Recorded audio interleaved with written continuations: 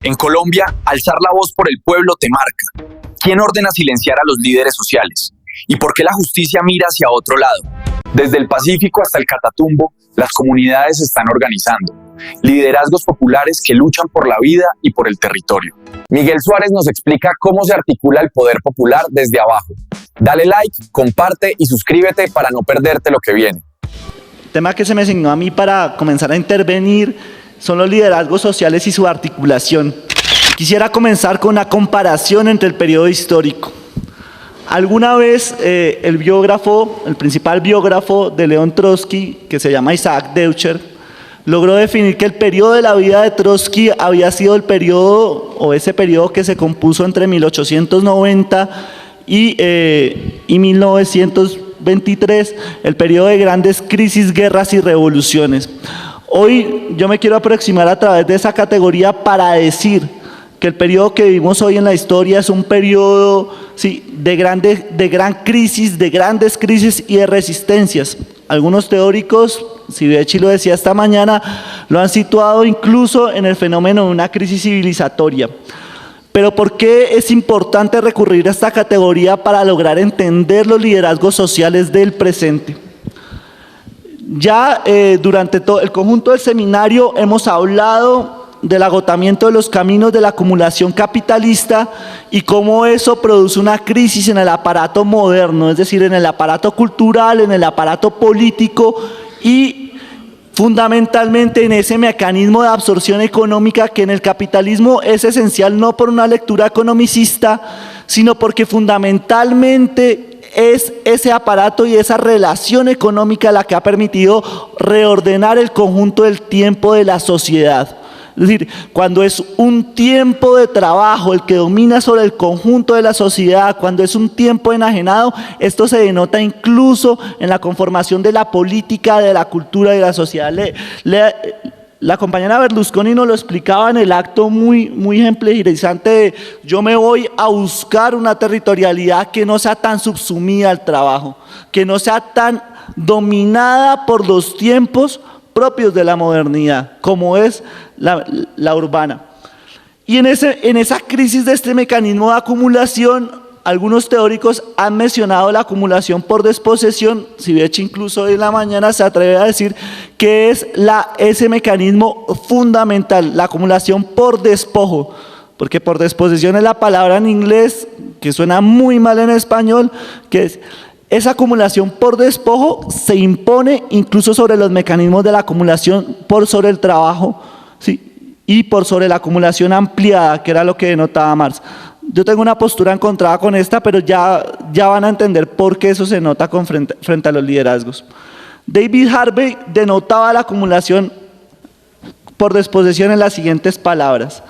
Una mirada más atenta de la descripción que hace Marx en la acumulación originaria revela un rango más amplio de procesos. Estos incluyen la mercantilización y privatización de la tierra, la expulsión forzosa de las poblaciones campesinas, la conversión de diversas formas de derechos de propiedad común, colectiva, estatal, en derechos de propiedad exclusivos, la supresión del derecho a los bienes comunes, la transformación de la fuerza de trabajo en mercancía y supresión de formas de producción y consumo alternativos, los procesos de neocolonización, los procesos imperiales de apropiación de activos, incluyendo los recursos naturales, la monetización de los intercambios y la recaudación de impuestos, particularmente la tierra, el tráfico de esclavos, la usura, la deuda pública y finalmente el sistema de crédito.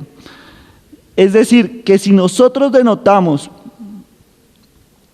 en la génesis del concepto mismo de la acumulación por desposesión, lo tenemos que dejar de entender simplemente como un mecanismo de desposesión de los campos. Para nuestro país es muy fácil ejemplificar esto. Nosotros tenemos 4.500.000 desplazados durante los últimos 15 años. Es muy fácil decir que la acumulación por desposesión es simplemente esto. La acumulación por desposesión en nuestro país se nota muy prácticamente, además de la desposesión de tierra. El proyecto de ley 115 que orgullosamente tumbó la MANE, pese a sus errores internos, que el movimiento estudiantil logró levantar, era la lucha contra la acumulación por desposesión.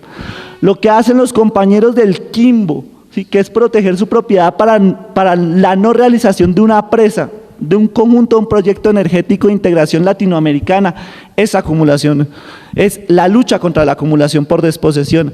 Las confrontaciones hoy en contra de la bancarización de la vida, de la financiarización de la vida, del control de activos financieros y monetarios, son luchas contra la acumulación por desposesión, contra la privatización de empresas hoy. Ese mecanismo es un mecanismo hegemónico hoy en el mundo, fundamentalmente en América Latina, por un giro espacial que tiene ese capitalismo en crisis. Porque, mire, compañeros, nosotros trabajamos con empleados bancarios del BBVA. El BBVA a nivel mundial ha girado casi que el 70% de sus recursos para la inversión en América Latina. Y eso es un símbolo más de cómo sus dineros, sí, sus dineros que tienen una profunda crisis al Estado español o a Europa misma, los vienen a girar en inversiones febriles en América Latina. Sí. Pero además de eso, ocurre un cambio en la acumulación ampliada. Ayer Daniel Libreros nos lo decía con contundencia. Y eso es importante para hablar del sujeto social potencialmente anticapitalista. Sí. Entonces, esa acumulación ampliada es deslocalización, transformación de la clase trabajadora, transformación del proletariado industrial, mundialización de la cadena del trabajo, etcétera, etcétera, etcétera. Y todo esto para decir una cosa, ¿sí? Si bien el conjunto de las resistencias contra la acumulación por desposesión, es decir, que enfrentan la resistencia por el territorio, hoy en América Latina se imponen como una variable de reconstrucción de la potencialidad de la transformación social, ¿sí?, de nuestro continente, de nuestros pueblos, no podemos olvidar que los cambios que ocurren gracias a ese modelo económico producen una gran masa de despojados, completamente occidentalizados, aturugados en las ciudades, que hoy se suman a esas masas históricas que existen en las ciudades latinoamericanas. Y lo tendríamos que decir de esta manera: la clase que vive el trabajo hoy en Colombia, hoy en América Latina, se compone de esos nuevos despojados hoy que les quitan sus territorios y que los enfrentan, al mismo tiempo que se compone de una masa histórica, casi que de un ejército de reserva de trabajadores que nunca ha visto el trabajo. Nuestra población en los barrios ha vivido de economías de subsistencia, de economías de rebusque. Nuestros compañeros del trabajo barrial, cuando de nuestra edad, compañeros de 23, de 24 años, a veces conocen el centro con nosotros, echando piedra en las manifestaciones, porque no lo han conocido, porque su vida social se circunscribe en un ámbito de resistencia en medio de las lomas. Y tiene todo de heroico, no solo tiene todo de negativo, porque esos barrios los ha construido nuestro pueblo. Y en la perspectiva de las resistencias de larga duración, la existencia misma de una clase que vive el trabajo, del autotrabajo, del rebusque, es igual y comparable con la resistencia del campesinado en Colombia y comparable con la resistencia indígena en Colombia, que incluso los más avanzados de los marxismos en nuestro país le han venido dando acto de función hace 50 años. Al campesinado en Colombia lo vienen matando hace 50 años en la teoría y resulta que no está muerto, sino que hace paros y reclama la solidaridad de otros sectores. Entonces, en la genealogía, en la definición del sujeto potencialmente revolucionario, en nuestra mirada, sí, goza de privilegio no solo el surgimiento de nuevos movimientos sociales, las reivindicaciones ancestrales y milenarias que en nuestro país levantan, por ejemplo, los compañeros NASA, sino también las resistencias históricas que son subterráneas, que tal vez son puro aguante, a decir de Falsborda, ¿sí?, que es la existencia misma en las condiciones más adversas, en los tugurios de las ciudades, en un campo sin vías, en esas territorialidades completamente ajenas al país. Resistir, si es un acto de praxis, es un acto que tiene que verificarse en la praxis histórica. No es la praxis de salir a pelear un día o 2 días en las barricadas simplemente. Hoy existir en nuestro país para la mayoría de las clases subalternas es un acto de resistencia milenaria, ancestral, histórica. No ha habido acueducto en esta ciudad, en los barrios populares, que se haya construido sin esfuerzo de estas manos. No lo ha habido. No hay tierra en el campo colombiano que no haya sufrido la enorme carga de resistencia, trabajo y aguante del campesinado. Y lo mismo podríamos decir con los indígenas. Contrario a eso, el mecanismo de acumulación capitalista y de ordenamiento político de la sociedad contemporánea no es un mecanismo que recoja la colectividad. ¿Sí? Contrario a eso, hoy más que nunca se impone una guerra contra la colectividad, contra el vínculo social. Incluso en Colombia es paradójico, el modelo de capitalismo es tan gangsteril que incluso le ha puesto armas para que se destruya esa forma de organización comunitaria, cualesquiera que sea. Partiendo de un punto, y partamos de un punto. A diferencia del capitalismo de tipo bienestarista, keynesiano, de los 30 años gloriosos, la forma de organización del capitalismo contemporáneo no son las organizaciones de masas. Aquí en Colombia, el gobierno organizó la Unión de Trabajadores de Colombia y quiso organizar la NUC, y en el resto de países del mundo tenía sus organizaciones corporativas desde arriba. Por el contrario, la forma de organización del capitalismo contemporáneo es organizar desde el individuo, desde el poder regulador, desde meternos a cada uno el dispositivo de poder en la cabeza. Es una tesis que nosotros no tomamos la suficiente validez porque pues, la dice Foucault, y Foucault era un gay, no era marxista, era francés. Nosotros somos latinoamericanos, entonces a él no le paramos tantas bolas. Pero Foucault en ese aspecto particular tenía una razón sincera. El capitalismo no está organizando y la modernidad no está organizando colectividades hoy. Lo que le interesa es la fragmentación individual. Y cada individuo es una célula organizativa del capital, tal como la relación de la mercancía. ¿Sí? Y podríamos decir con el pensamiento del Che, una revolución no se hace con las armas melladas del capital, no se puede hacer con el individuo de corte capitalista, de corte individualista. Sí, qué pena. Y entonces nos tendríamos que aproximar a la realidad concreta de nuestra nación. Ayer, el compañero Matini, valga la pena, es un orgullo haberlo conocido, ¿sí? Nos decía que lo cotidiano moldea lo estratégico, y lo táctico es un factor de la cotidianidad que tiene que ver también con el recambio estratégico. Y ya hemos partido de esta postura del individuo, es decir, ¿dónde nos deja la situación del capitalismo contemporáneo? Ahora, ¿dónde nos dejamos nosotros mismos? En la izquierda colombiana, yo lo tendría que decir, yo tengo hasta ahora 23 años, pero yo creo que si evaluáramos nuestra vida militante, la de muchos de los compañeros que somos jóvenes acá, sobre las que nos echan el bulto háganle ustedes a la revolución por delante, ustedes sean la fuerza adelante. Tenemos los mismos años que ustedes, porque venimos militando 5, 6, en mi caso 8 años, milité en una organización estudiantil, ¿sí?, que se crió con las mismas mañas de ustedes, casi que como un viejo militante. Entonces somos marrulleros, sectarios, jodidos, ¿sí? Solo nos gusta pelear y nos gusta hablar entre nosotros. No nos gusta sino solo hablar entre nosotros. ¿Sí? Ahora yo les digo, a esta juventud también hay que llamarla a la vida y a la ruptura. Y parte de hacerlo es hacer una autocrítica histórica sobre el proceso. Y este proceso de paz no es simplemente un proceso de negociación. Si los compañeros del movimiento insurgente colombiano, de las FARC-EP y el ELN hoy no entienden que tienen que ser vehículos o negociaciones de paz para hacer una gran autocrítica interna, para revisar el pensamiento, lo estratégico y lo cotidiano, hoy no vale la pena, ¿sí?, que llamen a la izquierda y que llamen a la sociedad a la misma discusión. Ellos son vehículos para hacerlo, podrían hacerlo, tienen la capacidad de hacerlo. Por el contrario, no lo hacen. Entonces nos llamamos a un debate más amplio, ¿sí?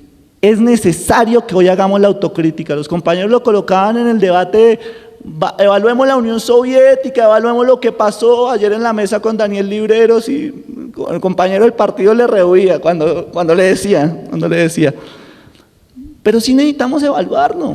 Necesitamos evaluar que en Colombia hubo una revolución frustrada en los años 80 y que a pesar de la revolución frustrada nosotros continuamos haciendo lo mismo. Entonces la cosa andaba mal, pero como no sabemos hacer de una cosa distinta, hágale. y cierre los ojos y andamos como las zorras, como las zorras, los caballos de tracción animal. Cuando andan por las vías, andamos así, con cabestros se llaman eso, ¿no? Con cabestros. Para adelante, porque para adelante es para allá. Nunca supimos para qué era para adelante. Muchos de nosotros, pasados 8, 9 años de militancia, solo hasta unos meses comenzamos a decir, bueno, carajo, ¿y por qué es que luchamos? Abiertos los diálogos de paz. O sea, cuando dijimos, porque esta izquierda, querámonoslo o no, es fundada en la tradición armada. Esta izquierda, y lo más nefasto de ser fundada en la tradición armada, no es que los compañeros estén en el monte, resistan, y valga la pena decir heroicamente, ¿sí? Sino lo más complicado es que esa tradición militarista ha compartimentado, ha ocultado, ha clandestinizado lo que no se debía clandestinizar, que es el hecho de la política y el debate interno y el debate intestino con la sociedad. Aquí se descompartimentó la estructura y por eso matan miles y miles de compañeros en el monte anualmente. Este año van muertos del movimiento insurgente 725 compañeros. Contrariamente, la política es lo más compartimentado de todo. Y eso es un esquema de construcción histórica en el movimiento militar guerrillero. Es el momento de hacernos esa autocrítica, de revisar el pensamiento, de revisar la estrategia, de revisar el programa, de revisar todo. Es el momento de ser lo más insurrectos posible. Aquí no hay tradición y no tiene que quedar títere con cabeza. No tiene que quedar títere con cabeza porque aquí nadie está defendiendo sus intereses individuales. Y si no, pues miren qué complicado, porque el individuo es la forma de organización del capitalismo. Entonces, si no, renunciemos de una vez. Sí. El individualismo, no estoy llamando al suicidio colectivista tampoco. Entonces, adentrarnos el tema de los liderazgos pasa por eso, ¿sí? Por entender que lo que se mueve hoy se ha movido sin autocrítica interna. Por lo que se mueve hoy se ha movido sin diálogo social. Por entender que los que somos de izquierda hoy en Colombia y lo que hacemos los de izquierda en Colombia no es lo más importante. Lo más importante es lo espontáneo que está ocurriendo, lo que ocurre desorganizadamente. Porque si algo tiene de valioso el movimiento agrario, si algo tuvo de valioso la MANE, si algo tuvo de valioso la minga indígena, las 3 o 4 mingas indígenas, ¿sí? Fue porque llamó al alzamiento espontáneo. Y la espontaneidad para los marxistas siempre fue una grosería. Cuando no le querían decir hijo de puta, le decían espontáneo. ¿Sí? ¿Sí? ¿Qué espontáneo que eres? ¿Sí? O le decían anarquista al tiempo, ¿no? Entonces, la espontaneidad no tiene nada de factor negativo. ¿Sí? Incluso el mismo Lenin decía que la revolución era la lucha contra la fuerza de lo cotidiano. Y contra la fuerza de lo cotidiano, lo espontáneo a veces irrumpe con lecciones más grandes. Y nuestro pueblo aprende a veces más en un día de movilización que en 10 años de cartilla. Y lo que hemos aprendido con ese paro nacional agrario, con el último año de movilización, ha sido fundamentalmente eso. Es decir, que hay un liderazgo social, que hay una posibilidad de construcción sobre los que resisten a la acumulación por desposesión, que hay un proyecto de país distinto que surge en pequeñeces, en cosas muy pequeñas de la resistencia localizada y que hoy en un plano estratégico se colocan por encima de las luchas de la acumulación por desposesión a las luchas históricas en contra de la acumulación ampliada. Es decir, se colocan primero los campesinos que resisten en el Quimbo, los compañeros campesinos de las clases medias campesinas, que los que salieron a pelear eran las clases medias campesinas esencialmente, no luchaban por tierra, no estaban luchando por tierra, ni muchos por defensa del territorio, sino por precios más favorables, por la compra de la producción, ¿sí? Y esos fenómenos nos llaman a decir cuál es el estado del capitalismo, pero también cuál es el estado de la condición política actual. El estado de la condición política actual para nosotros, por lo menos para mí, en eso sí me toca hablar individualmente, sí, pasa por reconocer que cuando decimos que las organizaciones de izquierda estamos a la retaguardia, no es porque no existamos, hemos estado, y está la Comosocol, y está el Congreso de los Pueblos, y está la Comosoc, y está la Marcha Patriótica, y estamos nosotros, y podremos estar más, y podríamos organizar más gente. Eso no significa que nosotros seamos un factor de catarsis para la transformación revolucionaria del país. Nuestra izquierda hizo como consigna no la victoria, sino la existencia. Y había un gran sociólogo de la guerra que se llamaba Robert Taber, y decía que en las izquierdas fundamentalmente de condición guerrillera, sí, porque la lucha guerrillera era la lucha de la pulga contra el perro, la pulga se sentía victoriosa cuando jodía al perro y no lo dejaba descansar de tanta rasquiña. Nosotros ya no nos merecemos ser pulgas. Nosotros no nos merecemos ser pulgas. Este país no se merece ser un país de pulgas. Nosotros no queremos simplemente rascar la espalda al sistema. Esta humanidad se merece un ejemplo de que es posible. ¿Sí? Incluso ladrar con el perro y cambiar de animal si es necesario. Que ven una cosita.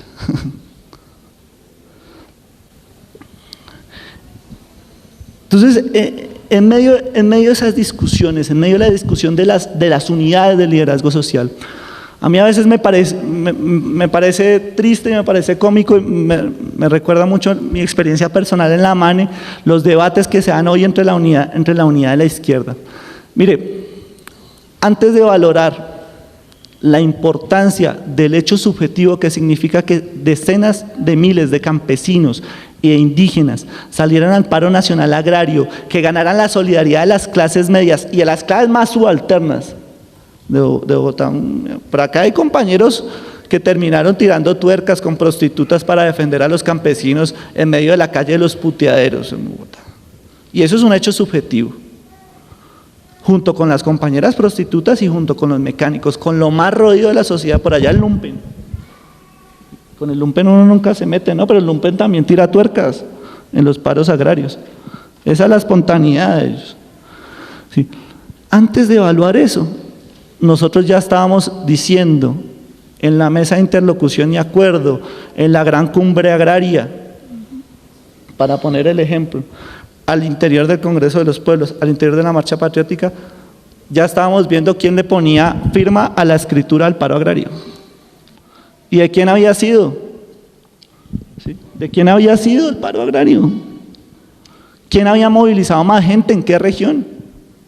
¿Sí? El gobierno entendió también eso, que ante las escrituras que los compañeros firmaron, hizo un diálogo regional. Lo entendió perfectamente. Al otro día, para evaluar las lecciones del paro, nosotros dijimos, vamos a hacer una segunda gran cumbre agraria. Y aquí me estoy confrontando, yo sé que ahorita Omar me va a dar muy duro. Sí, sí. Pero si nosotros evaluamos el comportamiento en nuestros eventos, nosotros no discutimos nada más allá que la unidad de acción. Nada más allá que la unidad de acción. Hoy el país nos convoca, el sujeto social nos convoca a que debatamos mucho más allá. A que debatamos si es posible un país o no un país distinto, una agencia de unidad más grande, de que entendamos la autocrítica, de que construyamos el sujeto social y nosotros seguimos pensando en nuestras plataformas organizativas como escrituras del conjunto de la movilización de la sociedad. Y pareciera que no entendiéramos el recambio del momento histórico. Entonces, parte del debate en este seminario, en este foro internacional, ha sido el surgimiento de nuevos movimientos sociales, su antípoda con los partidos tradicionales y demás. Yo he hablado un poco de lo nuevo existente. Queda un poco hablar de nuestras renuncias, de lo que yo creo que es necesario renunciar. Se ha sido muy insistente que hay que renunciar a la vieja estructura de los partidos de corte stalinista, es decir, del partido leninista que se transformó en partido stalinista, que se generalizó en el mundo, que no solo los stalinistas se organizan así. Valga la pena decirlo, la mayoría de nosotros en nuestra militancia nos organizamos en formas de figuras de partidos de cuadros, con células, con centralismo democrático y demás. No lo hemos cuestionado. Pero además tiene dañino una cosa que hoy se repite en Colombia. Es que en Colombia no se repite solo el esquema de partido, sino el esquema de partido frente político. ¿Sí? No va a tirar la tercera espada para que le infieran. Entonces, en la esquina del frente político, pareciera que muchas veces nosotros estuviéramos haciendo la siguiente resonancia, la misma resonancia siempre. Lo que el partido de vanguardia no puede organizar, lo organiza el frente político, y cuando lo organiza el frente político, qué bueno que es, porque es nuestro.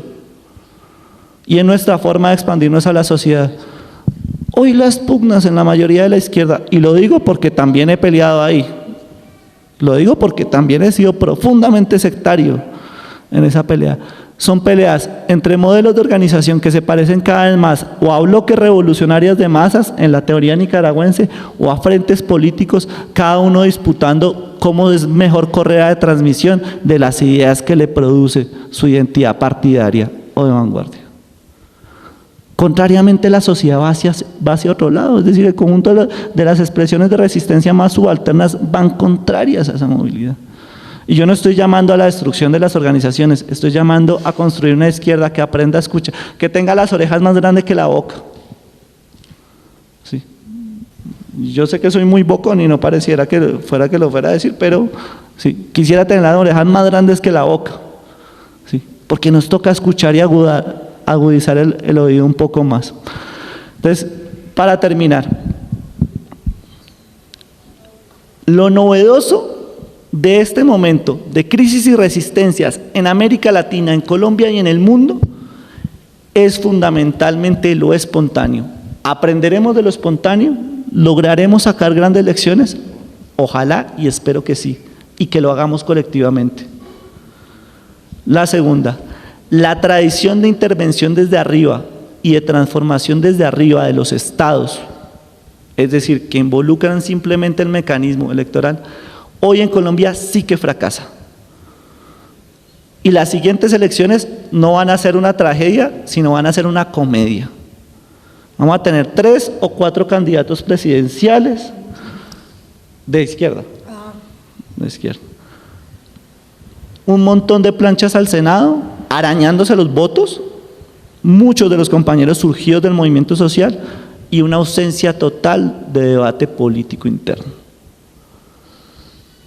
Y eso no va a ser una tragedia, va a ser una tragedia para nosotros, pero bueno, saquemos el humor, en ese momento nos reímos entre todos por lo menos, porque va a ser completamente nefasto, en medio de un proceso de diálogo de paz con las FARC. Tercer tema, abandonemos, está bien, abandonemos la idea que todos tenemos que ser de lo mismo, que vamos hacia la plataforma única, hacia el programa único, que lo que vamos a construir es eso, abandonémoslo. Pero debemos el debate interno de cuál es el papel que jugamos hoy las izquierdas para construir las nuevas resonancias populares. Y si es posible que aportemos algo en ese camino. Nosotros insistentemente creemos que sí. Por eso decimos que vamos drásticos por la unidad, y no solo eso. ¿Sí? No solo eso. Que la idea de transformación política que nosotros queremos construir y de transformación revolucionaria no la vamos a dar nosotros. Y queremos hacer casi que en este evento el lanzamiento de una oportunidad de construir una línea de inclusión, de decir, la línea la queremos construir con todos, porque la autocrítica la tenemos que construir con todos. Cuarto tema. Es seguro, un poco la afirmación que hacía Raúl Siveche ayer en la noche, que estamos, por estar en un tiempo de crisis y resistencias, no ha germinado el conjunto de la alternativa. ¿Sí? Hasta ahora están floreciendo pequeñas alternativas, pero este país y la humanidad merece mucho más que grandes relatos, pero también mucho más que pequeños discursos y pequeños ejemplos. Nosotros nos merecemos el debate de cómo hacer de la experiencia de los zapatistas, de la experiencia de la resistencia barrial en Colombia, en Bolivia, de las grandes transformaciones urbanas, de las grandes resistencias, un diálogo social para encontrar un camino que nos lleve a enfrentar a una hegemonía mundial, afrontando la carga de nuestro tiempo histórico. Es imposible que nosotros pensemos hoy que lo único que nos queda es expandir unas resistencias que por sí mismas no se han logrado expandir. hay que retornar al pensamiento ofensivo también. Tenemos derecho a pensar que podemos vencer, y vencer es imponer nuestra voluntad sobre un mundo adverso. Y imponer la voluntad es imponer nuestro trabajo humano. Significa imponer nuestra humanidad sobre tiempos que no son humanos. Y por último, vamos a resaltar una idea. Todo lo que tenemos hoy en el mundo de la resistencia es necesario. Todo lo que confronta hoy el modelo capitalista es aplaudible, reivindicable y hermanable. Lo que necesitamos para vencer no lo hemos construido. Y que las angustias de hoy sean las victorias de mañana, compañeros. Con eso que quería acabar, ¿no?